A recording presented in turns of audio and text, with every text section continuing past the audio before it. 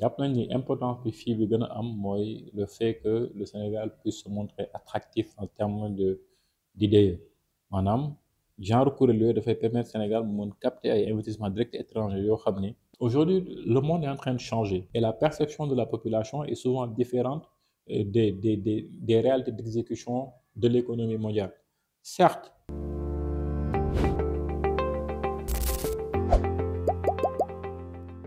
Sukanon-Kole Ibije Kottanante Tanante non man boobu moo dégguma dàq si nuyoo yi man dégguma boobu. waa Añaaja mi ngi dox.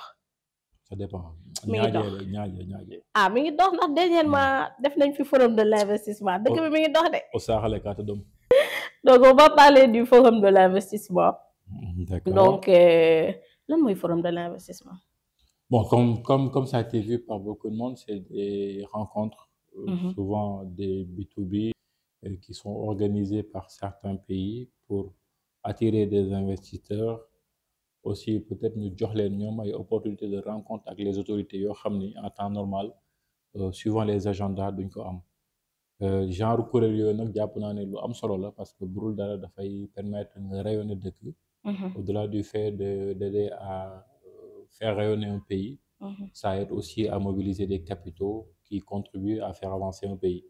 Dafay baax souvent ñuy def tuuti historique pour mën a comprendre impact yi nga xam ne yenn yi da koy am ci économie dëkk. jàpp nañ ni importance bi fii bi gën a am mooy le fait que le Sénégal puisse se montrer attractif en termes d'idées maanaam genre kuréel yooyu dafay permettre Sénégal mu mën capter ay investissements directs étrangers yoo xam ni dafay générer emploi, participer à produire de la croissance mais aussi rééquilibrer souvent la balance des paiements. Donc ci wàllu woowu noonu da ngay comprendre il faut ñu def genèse par rapport au fait que les idées dañu bokk ci li nga xam ne moo développé des pays comme la Chine, l'Inde ou le Brésil. Au-delà de ces pays bu ñu ñëwee fii Afrique bu ñu comparé wu benn dëkk boo xam ne day mel ni comme le Maroc nga xam ni pratiquement phosphate kese la am idée dafa nekk loo xam ne dafa am solo lool ci développement Maroc ba tey Maroc nekk na dëkk boo xam ni dañ jàpp ne en Afrique c'est un pays qui est devenu très développé. Pour comprendre ce mécanisme nag il faut que comprendre aussi que l'architecture des finances mondiales fait que l'Afrique n'est pas une destination de choix en termes d'investissement maanaam boroom xaalis yi ñu yor xaalis jubluwuñu trop Afrique parce que dañuy jàpp ne Afrique souvent guerre bi dafay bëri que les marchés ne sont pas importants aussi que le pouvoir d'achat est très faible. Donc genre événement yooyu noonu dafay permettre dafay ibbil buntu ñu ñëw gis la réalité qui sévit dans nos pays, histoire de les convaincre de venir et d'investir pour le grand bénéfice de tout un chacun. Donc, l'impact premier que le FI a eu ou bien aura sera pratiquement le fait de capter beaucoup d'idées au-delà du fait de vendre la destination Sénégal. D'ailleurs, jàpp naa ne bi ñu jógee ci rencontre boobu noonu bi Premier ministre Ousmane Sonko di def pratiquement jeunesse bi lim na pratiquement comme étant 13 212 milliards d'intention d'investissement yoo xam ni collecté nañ ko. C'est 10 000 fois plus, c'est pratiquement 11 fois plus que ce que le FMI serait prêt à nous prêter éventuellement dans un nouveau programme. C'est pratiquement la moitié de la dette que nous avons actuellement dans ce pays. Quand on parle des investissements directs des entreprises étrangères, lan mooy principaux obstacles yi. li nga xam ni da koy souvent gàllankoor bokk na ci souvent taayu marché bi nous avons de petits marchés. Bokk na ci aussi souvent les réalités économiques mais bokk na ci souvent aussi la stabilité politique. jàpp nañ ni loolu sax bokk na ci li tax man sama genre bi nekk des défenseurs de la CEDEAO parce que jàpp nañ ni la CEDEAO vue d'ensemble fait plus de 300 millions d'habitants. Au-delà du fait que ça fait plus de 300 millions d'habitants tey boo dajalee suñu ay PIB en termes de croissance dañuy am place bu baax sur l'échiquier mondial. Moo tax man je prône pour le fait qu'on reste au sein de la CEDEAO parce que ça pourrait nous permettre éventuellement de jouir d'un marché très large que des gens pourraient éventuellement viser, mais au-delà aussi que des locaux pourraient éventuellement viser pour faire développer leurs activités. Donc pour man au-delà de ces obstacles aussi peut-être certaines contractions ou bien certaines tensions politiques peuvent être éventuellement des choses qui vont limiter le fait que les idées puissent être captées par certains ou d'autres.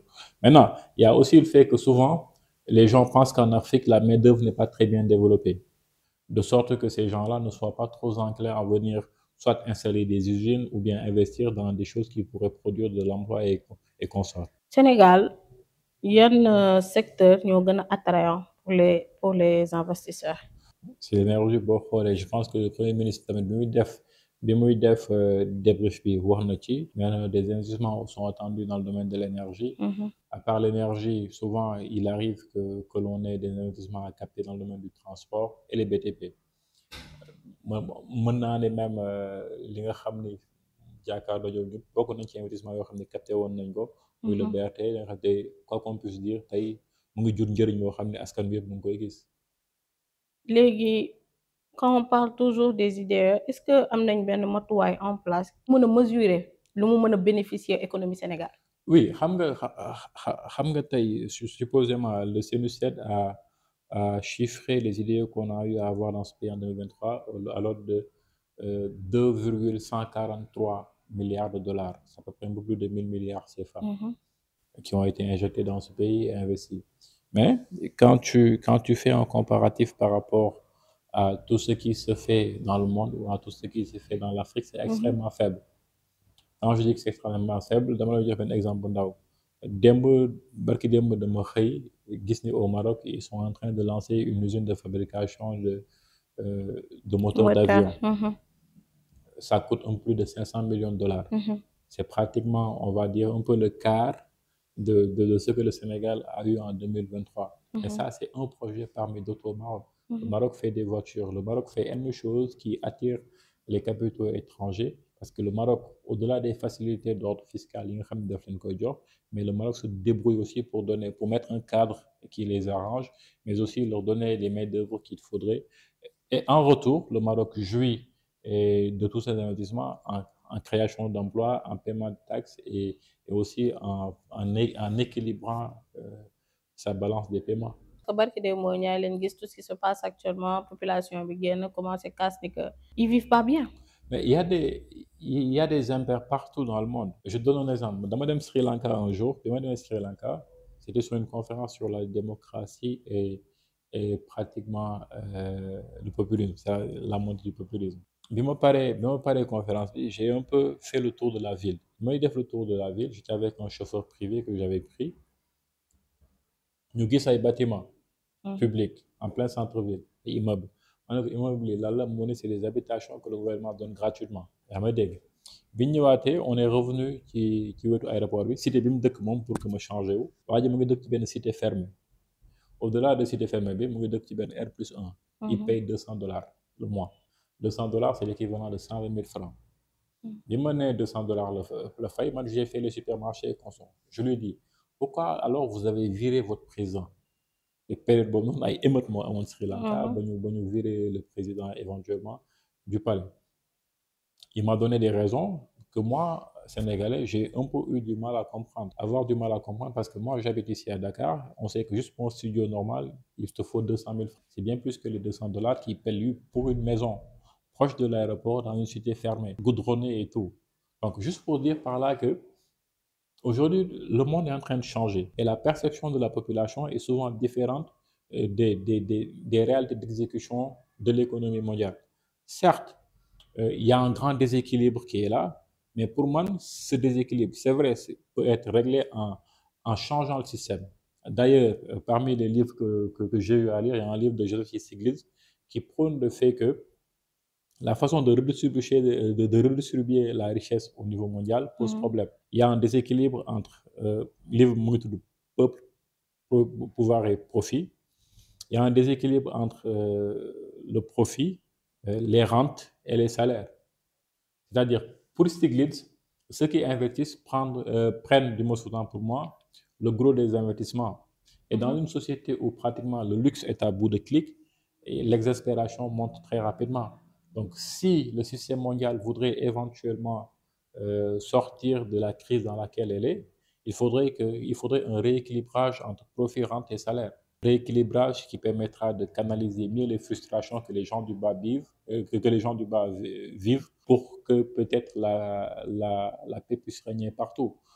Le monde, qu'on le veuille ou pas, le monde est en crise partout, que ce soit aux États-Unis, en France, en Italie. C'est les mêmes revendications qui se font partout. Effectivement. Il y a des jeunes qui en ont marre de vivre en marge de la société. Là, il y a des jeunes qui n'arrivent pas à voir éventuellement ce que font leurs gouvernements. Ça crée des frustrations, mais pour moi, on a beau être frustré, mais ça ne doit pas toucher à l'image du pays. Parce que toucher à l'image du pays reviendrait à rendre carrément la situation beaucoup plus compliquée qu'elle ne devrait l'être. Image du pays, moi je pense que instant lu ñu lekk ak lu ñu naan lañ gën a taal moo tax je pose la question à savoir lan lañ war a mën a def comparé à tout ce qui nous entoure, hein. On voit ce qui se passe au Mali, au Burkina. Ñun nan lañ war a mën a def pour être vraiment compétitif sur le marché mondial? Je doute fort que nos petits États puissent être attractifs, mais singulièrement. Le Sénégal est un petit pays de quoi, 18 millions d'habitants, un marché de 18 millions euh, où le seuil de pauvreté atteint pratiquement, ou pratiquement, je dirais, 37% de la population vivant en deçà du seuil de pauvreté. C'est-à-dire pratiquement 4 Sénégalais sur 10 sont en deçà du seuil de pauvreté. Ça peut ne pas être un marché attractif pour de grands investissements. Quand Tesla va s'installer en Chine, c'est parce que Tesla sait qu'il y a potentiellement un marché de plus d'1 milliard d'habitants.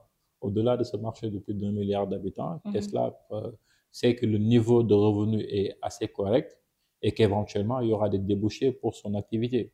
Maintenant, ici, chez nous, on est déjà balkanisé en de petites économies. Au-delà d'être balkanisé en de petites économies, le mieux serait peut-être de continuer à réfléchir global, de ne pas être dans des dynamiques sectaires où l'AIS part de son côté et que les autres qui sont supposément les vendus, puisqu'ils trinquent avec le blanc, soient des vendus. C'est pas ça qui ferait qu'on avancera tous ensemble. Le mieux serait, tu veux pas en entendre parler, mais l'image est quand même d'une importance capitale dans le fait qu'on puisse projeter une certaine positivité aux yeux de l'international et pour attirer ce qu'il faudra en termes de capitaux, faire des usines, créer de l'emploi, générer de la croissance, de la plus-value et tout ce qui s'ensuit. On a une résumé que l'image elle est importante. Elle est importante en toutes choses. Est-ce que duñ ci tëjee suñu émission? Vous le neexee. Donc dañ ko tëj ce dernier mot. Bah, remercier tous qui nous écoutent et en espérant quand même que, comme je l'ai dit, que les jeunes puissent peut-être réfléchir autrement. Quand je dis autrement, moi, quand j'ai 5 minutes, je ne passe pas mon temps à voir que l'autre a plus que moi. Je ne cherche pas à jalouser qui que ce soit. Je cherche à réfléchir sur comment m'en sortir. Qu'est-ce que je dois mettre en mesure pour produire de la valeur et améliorer ma condition sociale. Et je pense que ça doit être une vérité que beaucoup de jeunes doivent partager. Tu me connais, je suis né aux HLM, j'ai grandi là-bas, donc je suis pas riche. Ouais, HLM quoi. Exactement. Donc pour moi, foofu la affaire bi war a mën toll et non toog di ŋàññi kenn gi parce que dafa am une meilleure condition sociale, c'est pas ça. Bon, on espère que tout ça va changer. Am nañ yaakaar bu baax. Merci beaucoup.